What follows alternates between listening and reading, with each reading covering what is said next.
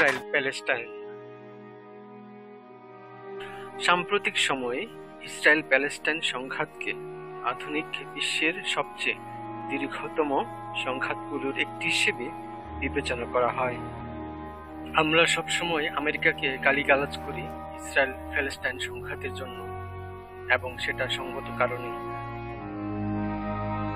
কিন্তু আসল কারিগর কে জানেন? ব্রিটিশরা। হ্যাঁ, ব্রিটিশ।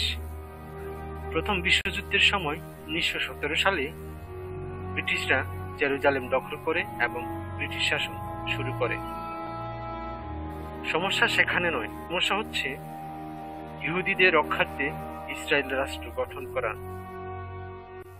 সাম্প্রতিক সময়গুলোতে যে সংঘাত হয়েছে বা হচ্ছে তার মূল ভিত্তি তৈরি করে ব্রিটিশদের ইসরায়েলের রাষ্ট্র প্রতিষ্ঠা করা, যার উপর ভিত্তি করে ইসরায়েল প্যালেস্টাইন সংঘাতের পরবর্তী ধর্মীয়, রাজনৈতিক, ভূরাজনৈতিক সংঘাতকে আরো বড় করেছে পরাশক্তিধর আমেরিকা।